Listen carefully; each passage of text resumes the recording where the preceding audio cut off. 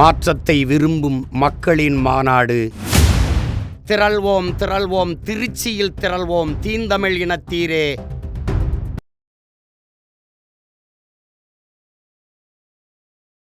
சரி, அப்புறம் ஏன் திமுக தூக்கி சுமக்கணும்? எங்களை திமுக வச்சிருக்காங்கன்னா காரணம் என்ன? அவங்களுக்கு தெரியும் நாங்க எங்களுடைய பலம் என்னன்னு சொல்றாங்க. அது இல்ல, திமுகவுக்கு காரணம் என்னன்னா இந்திய அளவுல பாஜகவுக்கு எதிரான ஒரு வலிமையான கூட்டணி, அதான் இந்தியா கூட்டணி.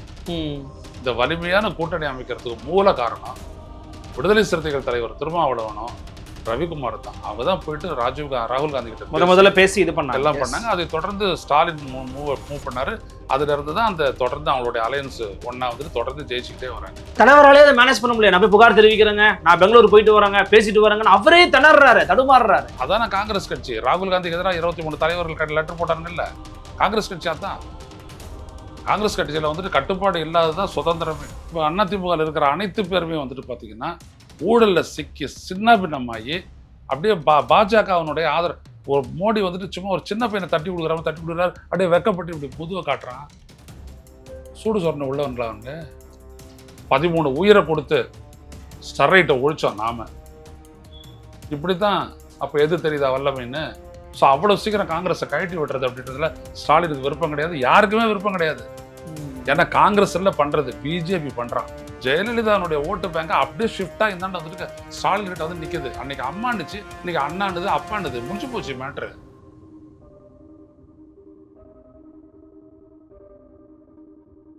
நிம்மதி ப்ராப்பர்ட்டி மேனேஜ்மெண்ட். கான்டாக்ட் 7667008999. நலம் தரும் நல்லார் சித்த மருத்துவமனை. இதய நோய், சர்க்கரை நோய், பக்கவாதம், சிறுநீரக பிரச்சனை, தண்டுவடம் மற்றும் மூட்டு பிரச்சனைகளுக்கு மிகச்சிறந்த மருத்துவமனை. கிருஷ்ணகிரி, சென்னை மற்றும் மதுரை. தொடர்புக்கு 8807666117 மற்றும் 8807666618. ஃபோர்த் ஸ்டேட் தமிழ் நேயர்களுக்கு அருள்மொழிவர்மனின் அன்பார்ந்த வணக்கங்கள். இது உங்கள் ஃபோர்த் ஸ்டேட் தமிழ் வழங்கும் பெருதனும் பெருதுகள் நிகழ்ச்சி. இன்றைக்கு நம்மோடு இணைந்திருக்கிறார் தமிழ் தேசிய செயற்பாட்டாளரும் மூத்த பத்திரிகையாளரும் மரியாதைக்குரிய திரு ஐயநாதன் அவர்கள். ஐயா வணக்கம். வணக்கம். எப்படி இருக்கீங்க? மிக்க மகிழ்ச்சி. தமிழ்நாடு தழுவிய அளவில் அடுத்த கட்ட தேர்தல் பரபரப்பு அப்படிங்கிறது நெருங்கி கொண்டிருக்கிற வேளையில ரொம்ப இன்டாக்டா இருக்குங்க அலையன்ஸ் அப்படின்னு சொல்லப்பட்டு கொண்டிருக்கக்கூடிய திமுக தலைமையிலான கூட்டணிக்குள்ள காங்கிரஸ் கட்சியை சேர்ந்த நபர்கள் வந்து பார்த்தீங்கன்னா தொடர்ச்சியான போர்க்குரல்களை அல்லது கழக குரல்களை எழுப்பிக்கிட்டு இருக்கிறத பார்க்க முடிகிறது. என்ன கை நழுவி போதா இல்லை கை கழுவப்படுகிறதா? எப்படி பார்க்குறீங்க நீங்க? இந்திய ஒன்றிய, அதாவது காங்கிரஸினுடைய அகில இந்திய தலைமை இப்படி சொல்லலாம். அந்த தலைமை எதுவும் சொல்லலை. தமிழ்நாடு மாநில அரசும் அதை சொல்லலை. தமிழ்நாடு மாநில காங்கிரஸ் கட்சியும் அது மாதிரி சொல்லலை. ஒன்னே ஒன்றத்தை மட்டும் ஸ்டாலின் சொன்னார். அது என்ன அப்படின்னா கூட்டணி ஆட்சி கிடையாது. அப்போ கூட்டணி ஆட்சி தான் இலக்கு அப்படின்றது காங்கிரஸுக்கு இருந்துச்சு அப்படின்னா இன்னொரு கூட்டணி முடிஞ்சு போயிருக்கணும். ஸோ காங்கிரஸுக்கு அது கிடையாது, அது இல்லை இலக்கு, அது கிடையாது இலக்கு. எதையாவது சொல்லி விஜயை காட்டி கூட்டணி ஆட்சின்னு எல்லாம் சொல்லி கூடுதலாக இடங்களை பெறணும், இவ்வளோதான் இங்கே இருக்கக்கூடிய சிலருடைய அது நோக்கம். கூடுதல் சீட்டுக்கான பேரம், கூடுதல் சீட்டுக்கான பேரம் ப்ளஸ் அதில் வந்துட்டு உள்ளிட இன்னொன்று இருக்குது. ஏன்னா கூடுதல் சீட்டை கேட்டு சோடங்கர்ல இருந்துட்டு எல்லாரும் தான் பேசுகிறாங்க. ஆனால் ஆட்சியில் பங்கு, அதிகாரத்தில் பங்கு அப்படின்னு சொல்கிறது வந்துட்டு ஒரு 2-3 பேர் தான் பேசுகிறாங்க. அது முதல்ல அந்த பிரவீன் சக்கரவர்த்தியில் ஆரம்பித்து, மாணிக்கம் தாக்கூரில் ஆரம்பித்து, அப்புறம் கரூர் எம்பி ஜோதிமணி அவங்ககிட்ட ஆரம்பித்து எல்லாவற்றிற்கும் முதுபெரும் தலைவர், மாபெரும் தலைவர் திருச்சி வேலுசாமி வரைக்கும் பேசிட்டாங்க. இவ்வளோதான் விஷயம். இதில் வந்துட்டு என்ன முக்கியமாக கருதணும் அப்படின்னம்னா, ஒரு கட்சி தனது கூட்டணி கட்சியோடு வந்துட்டு தொகுதி பங்கீடு வேணும் அப்படின்னோம்னா அதான அடிப்படை கோரிக்கை வைக்கணும். ஆட்சியில் பங்குன்றத அடிப்படை கோரிக்கை வைக்கணும். இப்போது பாஜகவுக்கும் அதிமுகவுக்கும் எடுத்துக்கோங்க, அந்த பிரச்சனை ஓடுதா இல்லையா? கூட்டணி ஆட்சியா தனித்த ஆட்சியா? கூட்டணி ஆட்சி தான், என்டி ஆட்சி தான் தொடர்ந்து அமித்ஷா சொல்லிகிட்டே இருக்காரு. இல்லவே இல்லை, கணிசமான இடங்களில் போட்டிட்டு தனித்த ஆட்சி அமைக்கும்னு சொல்லிகிட்டே இருக்காரு. இப்போ புரியுதுங்களா? ஸோ அதிகமான இடங்களை கேட்கறது அப்படின்றது ஆட்சியில் பங்குன்றது தான். அதிகமான இடங்களை வாங்கிட்டோம் அப்படின்னோம்னாலே ஆட்சியில் பங்கு கிடைச்சிரும்ன்றது தான். அப்போது காங்கிரஸ் கட்சியினுடைய நோக்கம் வந்துட்டு இது கிடையாது. பிஜேபியினுடைய நோக்கம் தெளிவு. ஆட்சி அமைஞ்சிச்சு அப்படின்னோம்னா அது என்டி ஆட்சி தான். என்டி ஆட்சி தான் எடப்பாடி பழனிசாமி தலைமையில் அப்படிதான் வராரு. யாரு? நயினார் நாகேந்திரன். அவங்களுக்கு எந்த விதமான குழப்பமும் இல்லை. ஏன்னா அவங்க கட்சி ரீதியாக அகில இந்திய ரீதியாக முடிவெடுத்து வந்திருக்கிறாங்க. இங்கே அந்த மாதிரிலாம் எந்த முடிவும் இல்லை. இங்கே வந்துட்டு ஒரு குழப்பம் விளைவிக்கணும், திமுக கூட்டணியை பலவீனப்படுத்தணும். பிஜேபியினுடைய அந்த எஜெண்டாவை மாணிக்கம் தாக்கூரும் பிரவீன் சக்கரவர்த்தியும் முன்னெடுக்கிறாங்க. அவ்வளவுதான், சிம்பிள். இந்த கட்சிக்கான பலம் நம்ம வெளிப்படையா விவாதிப்போம். காங்கிரஸ் கட்சி தாங்க நீங்க திமுக கூட்டணி 2வது பெரிய கட்சின்றாங்க. இல்லைங்க, நிறைய சீட்டை கொடுத்துட்டாங்க, அதனால பெரிய கட்சி. விடுதலை சிறுத்தைகளை விட காங்கிரஸ் கட்சி பெரிய கட்சியா? இல்லன்றீங்களா? சுத்தமா இல்லைன்றேன். இந்த காங்கிரஸ்ல இருக்கக்கூடிய, திமுகல இருக்கக்கூடிய கூட்டணி கட்சிகள்லாம் எடுத்துக்கிட்டீங்கன்னா, திமுக, விடுதலை சிறுத்தைகள், 2 கம்யூனிஸ்ட் கட்சிகள், அப்புறம் தமிழக முஸ்லீம் முன்னேற்ற கழகம், முஸ்லீம் லீக், அதுக்கு அப்புறம் தான் காங்கிரஸ் கட்சி. இவ்வளவு 18 எம்எல்ஏக்கள் வச்சிருக்காங்க, இவ்வளவு டவுன் தி எர்த் பேசுறீங்க. தனித்து போட்டிட்டுச்சு அந்த 10 ஆண்டுகளுக்கு முன்னாடி. சொல்லுங்க, இன்னைக்கு கூட வேணாம், 10 ஆண்டுகளுக்கு முன்னாடி உள்ளாட்சி தேர்தலில் திமுக தனிச்சு நிற்கிறாங்க, பாஜக தனித்து நிற்கிறாங்க, அதிமுக தனிச்சு நிற்குது, விடுதலை சிறுத்தைகள் தனிச்சு எல்லாம் நிற்கிறாங்க. காங்கிரஸ் என்னன்னா அந்த தேர்தலில் ஏன் ஓடி போயிட்டீங்க களத்தை விட்டு? ஒரே ஒருத்தி மட்டும்தான் ஆம்பளையா நின்னா, விஜயதரணி. விளவங்கோட்டில் நின்று அந்த நகரசபையும் சில பஞ்சாயத்துகளையும் ஜெயிச்சுட்டு வந்தாங்க. அவங்களும் பாஜகவுக்கு போயிட்டாங்க. உங்களில் ஒருத்தருக்காவது தனித்து ஒரு வார்டில் ஜெயிக்கக்கூடிய தெம்பு திராணி இருந்ததுன்னா மாணிக்க தாக்கூர் உட்பட நான் சொல்றேன், இருந்துச்சா? ஓடிட்டீங்க எல்லாம். அப்புறம் இப்போ கூட திமுகவினுடைய துணையோட தான் நீங்க வந்துட்டு பல்வேறு இடத்துல உள்ளாட்சியிலே இருக்கிறீங்க. ஒரு உள்ளாட்சியில கூட நீங்க வந்துட்டு இந்த உள்ளாட்சி தலைமை பதவியை சொந்த ஸ்ட்ரெங்க்ல நீங்க வரவே இல்லை. ஒரு 2-3 தொகுதி விட்டு கொடுக்குது, திமுக விட்டு கொடுக்குது, அதனால அவங்க வந்துடுறாங்க நகரசபை தலைவர் அப்படின்னு அவங்க வராங்களே தவிர மற்றபடி எதுவுமே கிடையாது. காங்கிரஸ் கட்சி ஒன்றும் வேண்டாம், இதெல்லாம் கூட விட்டுருங்க. கம்யூனிஸ்ட் கட்சிகளை தெரியும், விடுதலை சிறுத்தைகளை தெரியும், முஸ்லீம் லீக்கை தெரியும், தமிழக முஸ்லீம் முன்னேற்ற கழகத்தை தெரியும், தமிழக வாழ்வுரிமை கட்சியை தெரியும், திமுகவை தெரியும். எவ்வளவு மக்கள் இயக்கங்களை பண்ணிட்டாங்க, எவ்வளவு போராட்டங்களை பண்ணிட்டாங்க. காங்கிரஸ் கட்சி செஞ்ச ஒரு மக்கள் இயக்கத்தை சொல்லுங்க பார்ப்போம். அங்கேருந்து ராகுல் வந்தாரு, பாரத் ஜோடா இயக்கம்னு சொல்லி இது பண்ணாரு. தொடங்கி வச்சது யாரு? ஸ்டாலின், மு.க. ஸ்டாலின். இங்கேருந்து போனார். அத்தோட இங்கே காங்கிரஸ் கட்சி, தமிழ்நாடு காங்கிரஸ் கமிட்டி ஒரு இயக்கம் பண்ணுச்சு, ஒரு போராட்டம் பண்ணுச்சு. அங்கே வந்துட்டு அவர் ஓட்சோரியை பற்றி அவ்வளோ பிரச்சனை பண்ணார். எல்லா மாநிலத்திலும் தொடர்பாக போராட்டம் இருந்தது. இங்கே இருக்கிற காங்கிரஸ் கட்சியால் ஒரு போராட்டம் நடத்த முடியல. விடுதலை சிறுத்தைகள் இங்கே பண்ணாங்க, இவிஎம்க்கு எதிராக தமிழ்நாடு தடவிய அளவில் பண்ணாங்க. ஆர்எஸ்எஸ்க்கு எதிராக அவங்க தான் போராட்டம் பண்ணாங்க, விடுதலை சிறுத்தைகள் தான் பண்ணாங்க. விடுதலை சிறுத்தைகள் ஜனநாயகம் காப்போம் அப்படின்னு சொல்லிட்டு ஒரு பெரிய மாநாடு நடத்துறாங்க. போதைப் பொருள் ஒழிப்புக்காக ஒரு போராட்டம் நடத்துறாங்க, ஒரு மாநாடு, ஆர்ப்பாட்டமே பண்ணாங்க, பெரிய மாநாடு போட்டாங்க. அப்போ மாநாடு போட்டாங்க. எந்த இடத்துல இந்த காங்கிரஸ் கட்சி பெரிய கட்சின்னு சொல்லுங்க பார்ப்போம், நிரூபணம் பண்ணுங்க. ஆனா காங்கிரஸ் இருந்தாதான் சிறுபான்மையின மக்கள் வந்து திமுக ஓட்டு போடுறாங்க, இல்லைன்னா திமுகவால ஜெயிக்கவே முடியாது, ஆட்சி இழக்கும் திமுகங்கிறாங்க. அப்படி இருக்கிற நீங்க 25 சீட்டுக்கு செட்லாம் இருக்கக்கூடாது இல்லை? நீங்க சிறுபான்மையினருடைய ஓட்டு டிசைசிவ் இருக்கட்டும், திமுக வராது, வரவே வராது அப்படின்னா காங்கிரஸ் கட்சி குறைஞ்சபட்சம் ஒரு 100 சீட்டு கேட்கணும். விட்டு கொடுத்து போறோம் நாங்க அப்படின்றாங்க. எதுக்கு உன்னை விட்டு கொடுக்க சொன்னா? நீ யாரு?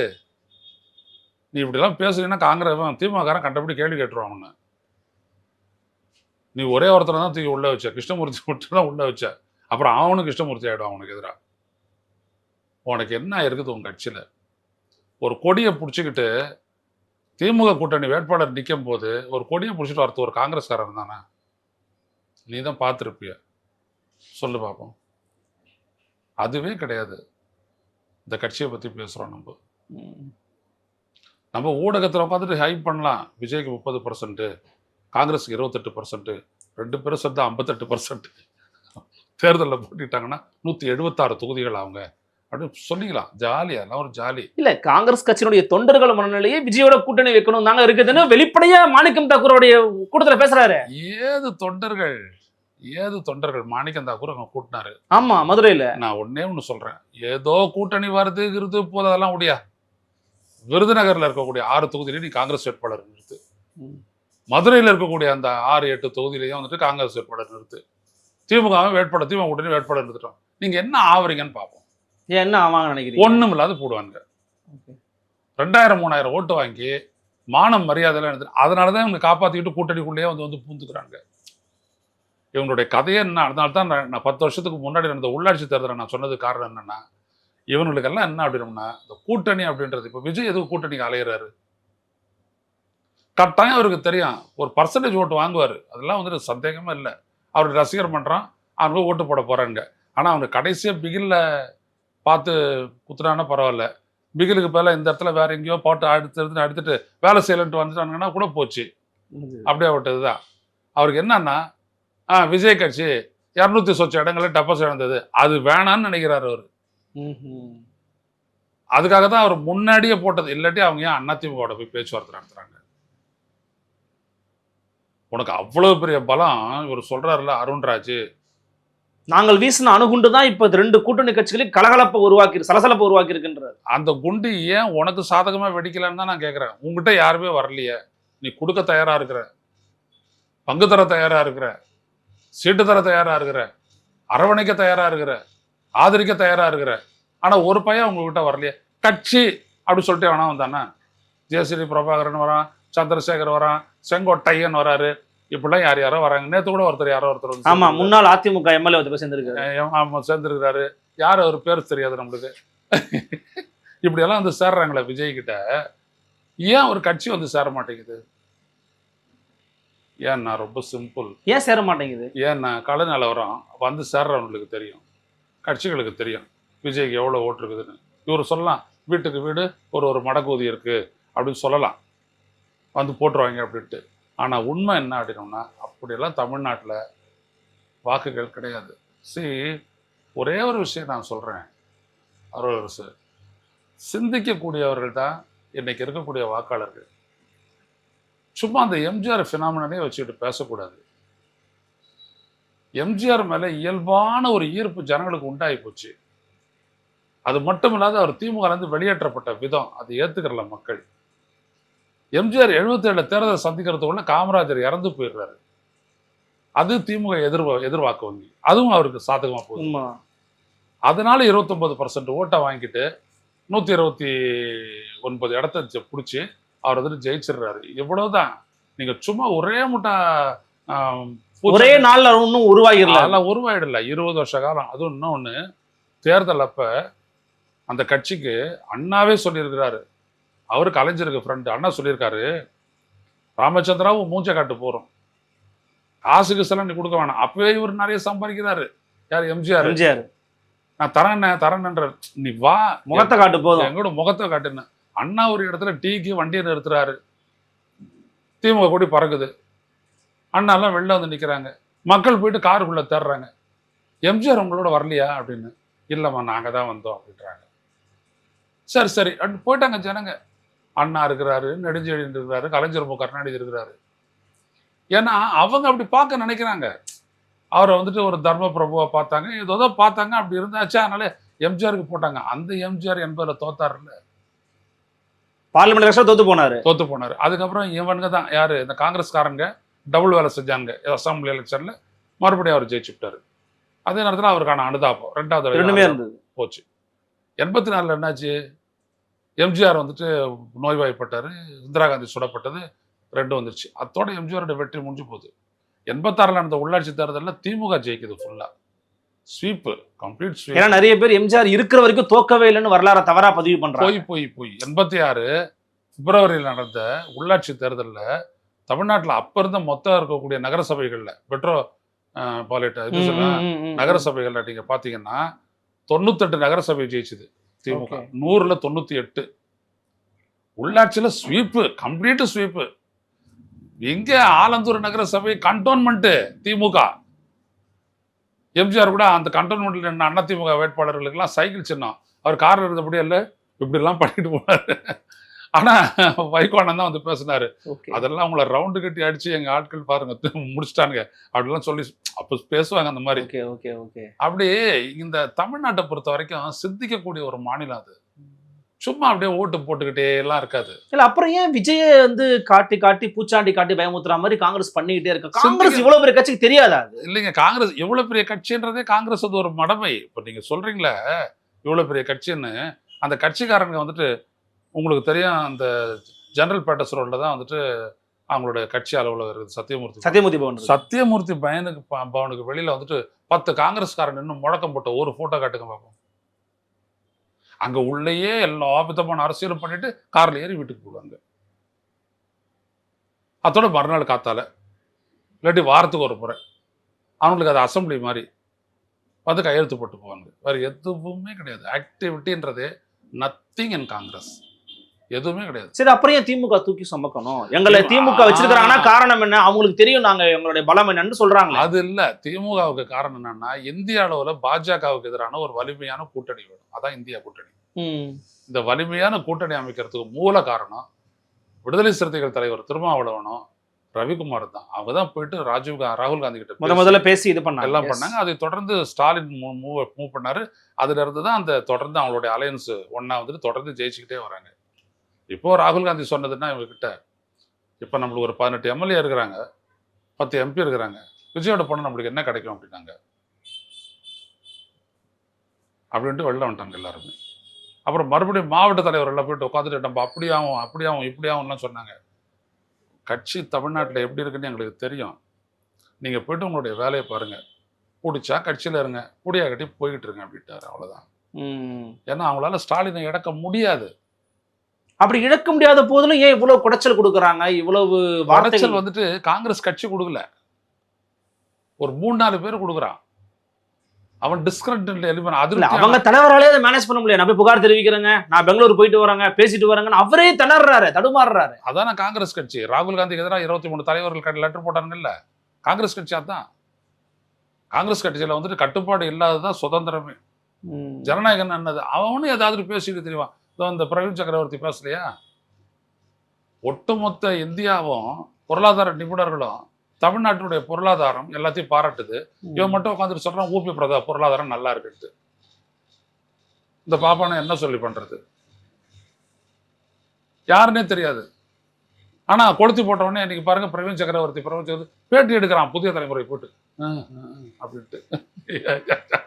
என்ன கூத்துது? இவ்வளவு அவர் ராகுல் காந்தி கிட்ட நெருக்கமானவர். ராகுல் காந்தி நெருக்கமானவர் அப்படின்னா போனோம்னா அவர்ல இருக்கணும் மயிலாடுதுறையில. ஏன் இவனை தூக்கி ஓரம் கட்டிட்டு சுதாவை தூக்கி அந்த இடத்துல எம்எல்ஏ நிறுத்தினாரு ராகுல் காந்தி? இதெல்லாம் யோசிக்கிறது இல்லை ஊடகங்கள். அச்சு விடு, நாம் இன்னைக்கு நம்புறானுங்க. நம்ம விவாதிக்கிறதெல்லாம் மக்கள் விவாதிக்கிறாங்க அப்படி நம்புறானுங்க. ஆட போங்கடா போக்கத்தவன்களை அப்படி சொல்லுவானுங்கல்ல, ஊரில் சொல்லுவானுங்கல்ல. நம்ம ஊர் பக்கம்லாம் போனோம்னா அங்கே நடக்கிறான்டா போக்கத்தவன், அவன் சொல்கிறான்னு கேட்டுக்கிட்டு பேசிகிட்டு இருக்கிற பாரு, வேலையை பாடுறான் அப்படின்வாங்கல்ல. அவ்வளோதான் நம்ம ஊடகங்கள் செய்கிற காரியம், எவ்வளோதான். காங்கிரஸ் கட்சின்றதுங்க ஒரு அமைப்பு ரீதியாக வந்துட்டு ஒரு பலத்தை இழந்த ஒரு கட்சி அது. ஓகே, நான் 2 விடயத்தை சொல்லியிருக்கிறேன். ஒரு பிற்போக்கு சக்தி பாஜக அப்படின்னோம்னா ஒரு பழமைவாத கட்சி தான் காங்கிரஸ். பழமைவாத கட்சி அது. அதில் இருக்கிறவன் யாருமே மாற மாட்டான். இல்லை, சீரியஸாக சொல்கிறேன், நீ பாட்டு சிரிச்சிடுற. அதாவது என்ன அப்படின்னோம்னா, நீங்கள் பாருங்கள், மத்திய பிரதேசத்தில் அந்த அளவிற்கு பாஜகவுக்கு எதிராக கடுமையான பரப்புரை பண்ணாங்க ராகுல் காந்தியும் பிரியங்கா காந்தி. அவ்வளோத்தையும் பரவாயில்ல. அங்கே ஒரு தலைவர் இருந்தார். அவர் என்ன பண்ணிட்டாரு, நாங்கள் ஆட்சிக்கு வந்தா, காங்கிரஸ் ஆட்சிக்கு வந்தா உங்களை எல்லாம் ஃப்ரீயாக வந்துட்டு அயோத்தி கூட்டு போவோம் அப்படின்னாரு. அங்கேயே முடிச்சிட்டாங்க. ஏற்கனவே அவன் ஈவி வச்சுக்கிட்டு வெடி வைக்கிறது காத்துட்டு இருந்தான். இந்த மாதிரி அவன் சொல்ல உடனே முடிஞ்சு போச்சு. அவன் ஒரு 36% மினிஸ்டர் டெல்லியில் இருந்த போதே. யோசிச்சு பாருங்க, இப்படியெல்லாம் இருக்கக்கூடிய ஒரு கட்சி தான் அது. எல்லாத்தையுமே ராகுல் காந்தி எடுத்து வந்து பொழந்து கட்டினாரு. ஓட்சோரின்ற ஒரு விடயத்தை ராகுல் காந்தி தன்முனைப்போட அவர் உருவாக்கி விட்ட இந்த சசிகாந்த் செந்தில் இந்த மாதிரி ஆட்களை வச்சுக்கிட்டு இதெல்லாம் ஒரு பெரிய அளவுக்கு அனலைஸ் பண்ணி அவர் இந்த நாடு தழுவிய அளவில் ஜனநாயகத்துக்கு எதிராக ஏற்பட்டிருக்கக்கூடிய சவாலை அவர் வெளிக்கொண்டார். இந்த காங்கிரஸ் கட்சி எதாவது செஞ்சிச்சான்னு சொல்லுங்க. ஏன்னா இன்னைக்கு விகடன்ல நான் ஒரு செய்தி குறிப்பை பார்த்தேன். கிட்டத்தட்ட முதலமைச்சர் ஒரு அப்செட்ல தான் இருக்கிறதுனா இருங்க. ஏன்னா அதனாலதான் ராஜகண்ணப்பன் அவர்கள் பேசின பேச்சு, காங்கிரஸ் வந்தாவா வராட்டி போங்கன்னு ஒரு பேசின பேச்சு அமைச்சர்களுடைய பேச்சு மட்டும் இல்ல, அதுல முதலமைச்சருடைய எண்ணமும் கலந்துருக்கு அப்படிங்கிறாங்க. அப்படி ஒரு கட்டத்துக்கு போச்சுன்னா தமிழ்நாட்டுல பல உங்களை போன்ற தமிழ் தேசியவாதிகளா இருக்கட்டும், பல நபர்கள் வந்து தேசிய கட்சிகள் தமிழ்நாட்டுக்கு வேணாங்கன்னு சொல்லிக்கிட்டு இருந்த ஒரு காலகட்டம் உண்டு. அதை நோக்கி நகருகிறதா தமிழ்நாடு? எப்பொழுதுமே பார்த்தேன் அப்படின்னோம்னா வந்துட்டு அருளரசு சிக்கலும் சூழலும் அரசியலை தீர்மானிக்கிறது அப்படின்னு நான் சிக்கலே இங்க என்ன அப்படின்னோம்னா பாஜக தான். சூழல் என்ன அப்படின்னோம்னா ஒரு விடயத்தை நீங்க ஒரு ப்ரொபோசிஷன் நீங்க பாருங்க. இன்னைக்கு அதிமுக தேர்ந்தெடுக்கப்பட்டுச்சு அப்படின்னோம்னா அது பாஜக ஆட்சி. தமிழ்நாட்டை 3 உடைப்பான். தமிழ் மொழிக்கு ஒரே இடம் கிடைக்காது. தமிழ்நாட்டில் 3 கல்வி படிக்கணும். தமிழ்நாட்டில் மனுஸ்மிருதி பாடமாகும். காலங்கத்தால ஸ்கூல்ல வந்துட்டு சரணாபவத்தோ சரணாபுணத்தோ அப்படின்னு பாடணும். ஒரு ஆண்டுல தேசகீதம் தமிழ் தாய் வாழ்த்து ரெண்டுத்தையும் தூக்கிடுவான். தமிழ்நாட்டிலே ஒலிக்காது. அப்புறம் என்ன இருக்குது உனக்கு எனக்கும்? தூக்க வேண்டியதுதான் சாமான. கருவி எடுத்துட்டு போயிட்டு சாத்தி தள்ள வேண்டியதுதான். ஏன்னா உன் தமிழ்நாடு இருக்காது அதுக்கப்புறம். புரியுதுங்களா? ஏன்னா இப்போ அதிமுகவில் இருக்கிற அனைத்து பேருமே வந்துட்டு பார்த்தீங்கன்னா ஊழல்ல சிக்கி சின்ன பின்னமாகி அப்படியே பாஜகவினுடைய ஆதரவு. ஒரு மோடி வந்துட்டு சும்மா ஒரு சின்ன பையனை தட்டி கொடுக்குறாரு, அப்படியே வெக்கப்பட்டு இப்படி முதுவை காட்டுறான். சூடு சொன்ன உள்ளவங்களா அவங்க? அப்போ இந்த மாதிரி ஒரு சூழல் தான் வந்துட்டு பாஜக எதிர்ப்பு அப்படின்ற ஒரு நிலைக்கு வந்துட்டு நம்மளை தள்ளுச்சு. உண்மைதான். அப்போ இந்த மண்ணை காப்பாற்றணும், மொழியை காப்பாற்றணும், மக்களை காப்பாற்றணும், அவங்களுடைய வாழ்வாதாரத்தை காப்பாற்றணும். தமிழ் தேசத்தினுடைய எல்லா கூறுக்கும் நேர் எதிரானவை இவன். இது நம்மளுடைய தமிழர் கடவுள். திருப்பரங்குன்றத்தில் அவன் பண்ணாத அறப்பலைய ஒரு நீதிபதியை வச்சுட்டு அவ்வளோ பெரிய அலப்பறைய பண்றான். ஒரு நீதிபதி எல்லாம் அதுக்கப்புறம் 4 பேர் ஆயிட்டாங்க பண்றான். நம்ம அதை எதிர்க்கிறோம், மக்களும் எதிர்க்கிறாங்க. அங்க அந்த மக்களும் திருப்பரங்குன்ற மக்களும் எதிர்க்கிறாங்க. என்ன பண்ண முடிஞ்சிச்சு? அப்ப நமக்கு இருக்கக்கூடிய ஒற்றை வாய்ப்பு என்ன அப்படின்னோம்னா, நமக்கான வலிமையான ஒரு வாழ் தேவை.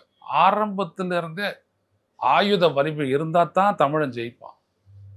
அறிவு வலிமையினால தமிழன் ஜெயிச்சதே கிடையாது. நீ வரலாற்று ரீதியா பாரு. திருப்பி தமிழரசன் காலத்துக்கு போகணுன்றீங்களா? இல்ல சாமான எடுன்றேன். நான் என்ன சொல்ல வர, 2000-3000 ஆண்டுக்கு முன்னாடி இருந்து நம்ம எப்படி இருந்தோம்? வாளால் ஆண்ட இனம் தான் இது. வாளாலும் வேளாலும் ஆண்ட இனம் தான் அது. போர் தான் வருது அப்படின்னோம்னா எல்லா வேலையும் விட்டுட்டு நங்குன்னுட்டு வேலை அடிக்கிற வேலை தான் நம்மளுக்கு. இன்னொரு பக்கத்தை இந்த தற்கொலை போனீங்கன்னா வளரி அடிக்கிற வேலை தான். சொடட்டி விடுறா, அவ்வளவுதான். ஆயுத வல்லமை இல்லாத அறிவு வல்லமையினால தமிழனால ஜெயிக்கவே முடியாது. குஜராத்தி பைய, மார்வாடி பைய, பாப்பார பைய 3 பேர் எதிராக இருக்கிறான். அதுக்கு முன்னாடி ஈழ பிரச்சனையில மலையாளத்தானுங்க எதிராக இருந்தாங்க.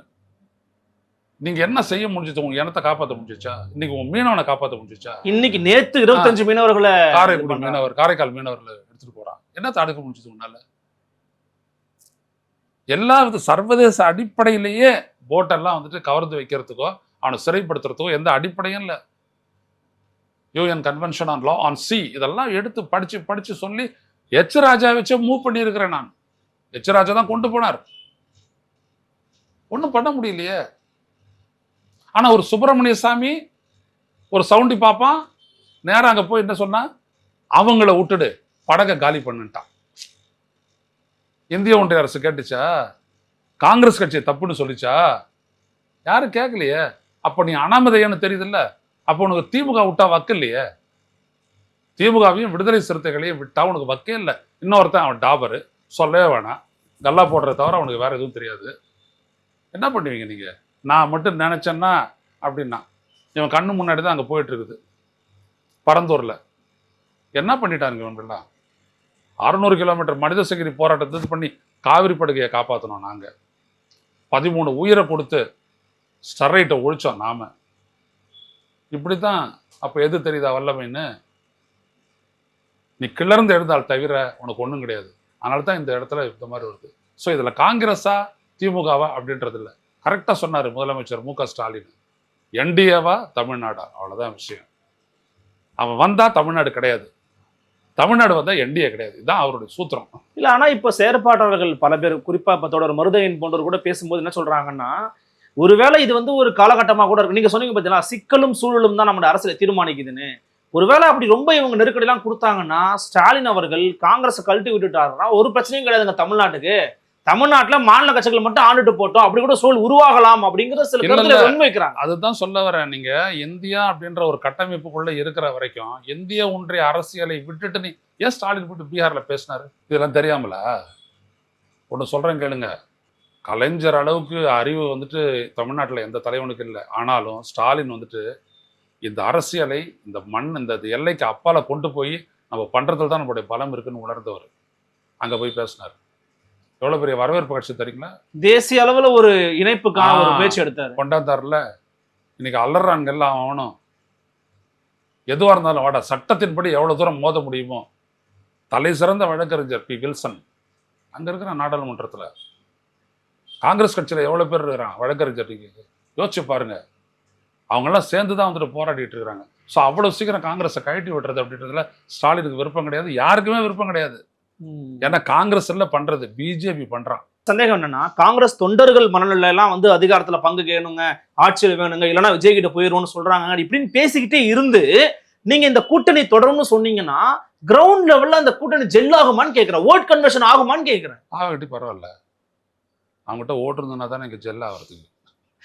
எப்படி பேசுறீங்கன்னா எப்படி ஐயா? நான் தெளிவா சொல்றேன் ஐயா, நல்லா யாரையும் ஏமாத்துறது கிடையாது, பேச்சுல நான் யாரையுமே ரொம்ப காயப்படுத்துறீங்க நீ காங்கிரஸ் தொண்டர்கள்.